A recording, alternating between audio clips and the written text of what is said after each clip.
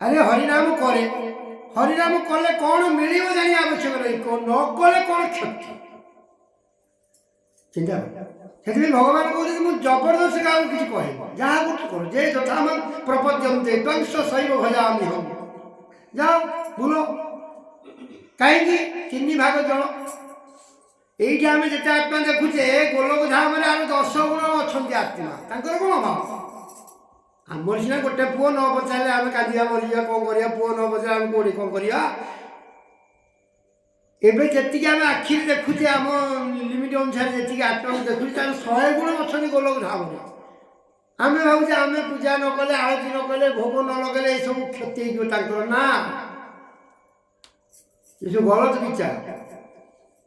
ସେଥିପାଇଁ ଚିନ୍ତା କରନ୍ତୁ, ଭଗବତ ଧାମକୁ ଯିବାକୁ ଅତି ସମୟ, କାହିଁକିନା ଆମ ଆତ୍ମାର ଅତି ନିକଟ ଧାମ, ଚାକ୍ଷଣ ମାତ୍ର। କିନ୍ତୁ ଆମକୁ ଟାଇମ୍ ଲାଗୁଛି, କାହିଁକି? ତାର ପ୍ରକୃତ ରହସ୍ୟକୁ ବୁଝିବାକୁ। ଚିନ୍ତା ଆଉ ଯଦି ବୁଝୁଛେ, ସେଥିପାଇଁ ମନୁଷ୍ୟ ଜୀବନର ବା ଶାସ୍ତ୍ରର ଉଦ୍ଦେଶ୍ୟ ହେଉଛି କ'ଣ କହିଲ? କ'ଣ? ସତ୍ସଙ୍ଗ କରିବା, ହରିନାମ କରିବା, ହରି ହରିକୁ ଡେଇଁବା। କ'ଣ ପାଇଁ? আর মূল উদ্দেশ্য কোন? যে যদাতে মোহ কলিলং বুদ্ধি প্রতিচ্ছতি, মোহ দুর্গমକୁ পার ହୁଅ। কেন মোহ দ্বারা জীব দুঃখ পাଉଛି, বুঝিপারছ? ଏ ମୋହକୁ କାଟିବା ହେଉଛି ହରିନାମ ଉଦ୍ଦେଶ୍ୟ। ହରିନାମ କାହିଁକି କରନ୍ତି? ହରିନାମ କଲେ ଭଗବତ ମିଳିଯିବେ, ଭଗବାନ ମିଳିବେ ନା। ହରିନାମ ତ ଭଗବାନ। ଆମେ କ'ଣ ମାଛ ଖୋଜୁଛି ପାଣି, ମାଛ କ'ଣ କରୁଛି? ଆଉ ଗୋଟେ ମାଛକୁ ପଚାରୁଛି ପାଣି ଅଛି? ପାଣି ଅଛି, ପାଣି ବାହାର କରିଦେଲେ ସେ ମରିଯିବ। ଆମେ ପରମାତ୍ମାଙ୍କ ଭିତରେ ଅଛେ। ସେଥିପାଇଁ ଭକ୍ତିରେ ଆମକୁ ଆସିବ ଭଗବାନ ଆମ ପାଖରେ ଅଛନ୍ତି। ଜ୍ଞାନ ପଳେଇ ଆସିଲେ ଆମେ ଜାଣିବା ଆମେ ତାଙ୍କ ପାଖରେ ଅଛେ।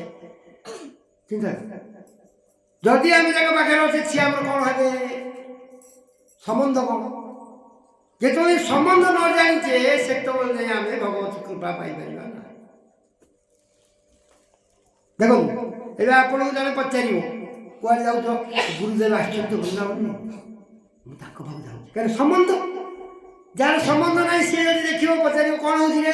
ନା ସେ ବୃନ୍ଦାବନ ଜଣେ ଆସିବ, ଇଆଡ଼େ ମୋର କ'ଣ ଯାଉଛି? ପଳେଇବ ନା ରହିବ? ସେ କୃଷ୍ଣ କହୁଛନ୍ତି କଳିଯୁଗରେ ମାନବ କୃଷ୍ଣ ଭକ୍ତ ମିଳିବା କଷ୍ଟ। କାହିଁକି? ନା ସମ୍ବନ୍ଧ ନାହିଁ। ମୁଁ ତମକୁ କହିବି ପୁଅ ମରିଯିବ, ଆଜ୍ଞା ଏମିତି କ'ଣ କହୁଛନ୍ତି? ଗୋଟେ ବାପା ହେଇକି କୃଷ୍ଣ ମରିଯିବେ, କାରଣ କୃଷ୍ଣ ମରିବା ଆମର କ'ଣ? କାରଣ ସମ୍ବନ୍ଧ ହେଇଯିବ। ସେ ସମ୍ବନ୍ଧ ଯୋଡ଼ିବା ପାଇଁ ହରିନାମର ଉଦ୍ଦେଶ୍ୟ। କୃଷ୍ଣଙ୍କର ସମ୍ବନ୍ଧଟା କ'ଣ? ସେ ଆମକୁ କ'ଣ ସାହାଯ୍ୟ କରୁଛନ୍ତି, ସେ କ'ଣ ଆମକୁ କୃପା କରୁଛନ୍ତି, ତାଙ୍କ ବିଷୟରେ ଯଦି ନ ଜାଣିବା, ତାଙ୍କ ଭଜନ କାହିଁ କରିବା?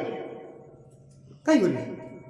ମୁଁ ବାଲେଶ୍ୱରରେ ଥିଲି, ମୁଁ ଜାଣିଲି ଯେ ବୃନ୍ଦାବନ ମହାରାଜ ଆସିଛନ୍ତି। ମୁଁ ଜାଣିଛି ତାଙ୍କ ସହିତ ଦର୍ଶନ କଲେ ମୋର କ'ଣ ଲାଭ, ନ ଗଲେ କ'ଣ କ୍ଷତି, ମୁଁ ଜାଣିଛି, ଅନୁଭବ କରୁଛି, ଧାଇଁ ଆସେ। ସେଠି କୃଷ୍ଣ ଆମକୁ କ'ଣ ସାହାଯ୍ୟ କରୁଛନ୍ତି? ପ୍ରଥମ ଚିନ୍ତା କଲେ ଆମେ ଭାବୁଛେ କ'ଣ ପରିବାର ସାହାଯ୍ୟ କରୁଛି, ପରିବାର ମୋହ ରହୁଛି। ଭୋଜି ଭାତକୁ ଯାଉଛେ, ସିଏ ଆମକୁ ସାହାଯ୍ୟ କରୁଛି ବୋଲି ଆମେ ଭାବୁଛେ, ସେଇଥିପାଇଁ ଭୋଜି ଭାତକୁ ଯାଉଛେ। କିନ୍ତୁ କୃଷ୍ଣ ଆମକୁ କ'ଣ ସାହାଯ୍ୟ କରୁଛନ୍ତି? କ'ଣ ସାହାଯ୍ୟ କରୁଛନ୍ତି? ଏଇଟା ନିଜ ଅନୁଭବର କଥା। ଯେତେବେଳେ ଯାଇ ସେଇଥିପାଇଁ କୃଷ୍ଣ ନିଜେ ପରମାତ୍ମା ରୂପରେ ହୃଦୟରେ ଅପେକ୍ଷା କରି ବସିଛନ୍ତି, କେବେ ଇଏ ମୋତେ ବୁଝିବ। ଆମେ ସମସ୍ତଙ୍କ ସାହାଯ୍ୟକୁ ମନେ ପକାଉଛେ, କିନ୍ତୁ ପରମାତ୍ମା କ'ଣ ସାହାଯ୍ୟ କରୁଛନ୍ତି ମନେ ଯଦି ପଡ଼ିବ ନା, ଗୋଟେ ନଦୀ ହେଇଯିବ, ନିଦ ହବ। କ'ଣ ସାହାଯ୍ୟ କରୁଛନ୍ତି ଭଗବାନ? ଦେଖନ୍ତୁ, ଶରୀରଟା କ'ଣ? ମଳମୂତ୍ରର ଶରୀର। ଯେଉଁଟା ପଦାକୁ ଗଲେ ଗନ୍ଧ ହେଉଛି, ସେଇଟା ଭିତରେ ଅଛି ନା ନାହିଁ? ଗନ୍ଧ ହେଉଛି। ଅନୁଭବ କରୁ, ଏତିକି ତ ଅନୁଭବ କଲେ ରାତି ପାଇଯିବ, କୃଷ୍ଣ ଦର୍ଶନ ମିଳିଯିବ। ଯେଉଁ ଜିନିଷ ଆମେ ପଦାକୁ କାଢ଼ିଦେଲେ ଗନ୍ଧ ହେଉଛି, ସେଇ ଜିନିଷ ଆମେ ଅଛି ନା ନାହିଁ? ଆତ୍ମା ଅଛି ନା ନାହିଁ? କିନ୍ତୁ ଆମକୁ ଯଦି ଗନ୍ଧ ହେଇଗଲା, କ'ଣ ହେଇଗଲା ଅବସ୍ଥା?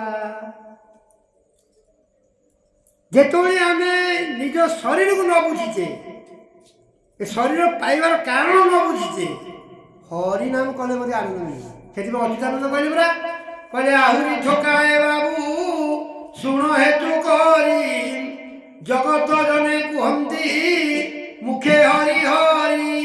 ଆରେ କୋଟି କୋଟି ଗୋଟି ଗୋଟି ଜନ୍ମେ ଜନ୍ମାନ୍ତର ହରି ହରି କହୁଥିଲେ ନ ଫଳିବ ଫଳ।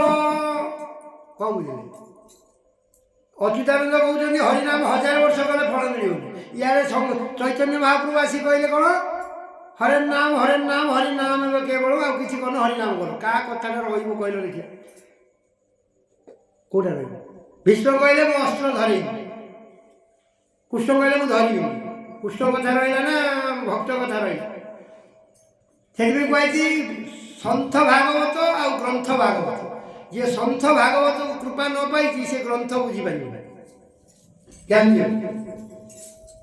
ଯେତେବେଳେ ସନ୍ଥଙ୍କୁ ବୁଝିନେ, ଗୁରୁଙ୍କୁ ବୁଝିନେ, ସେତେବେଳେ ତମେ 1000 ଜନ୍ମ ହରିନାମ କଲେ ମଧ୍ୟ ଆନନ୍ଦ ମିଳିବ ନାହିଁ।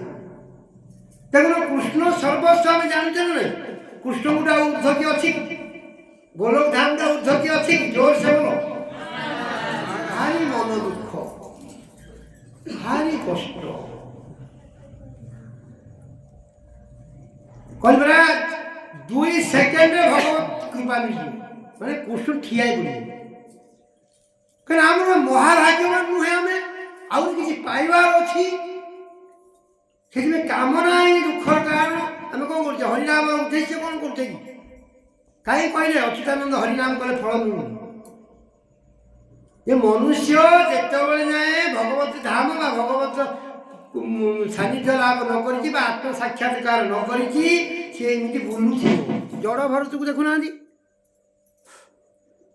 ହଁ, ଜଡ଼ ଆପଣମାନଙ୍କର ଯେଉଁ ମୁହଁ ଦୁଃଖ ହେରି ସେ ଡିଷ୍ଟର୍ବ ହେଇଗଲା। ହରି ବୋଲ। ଚାର୍ଜ ସରିଗଲା, ବେଟ୍ରି ସରିଗଲା।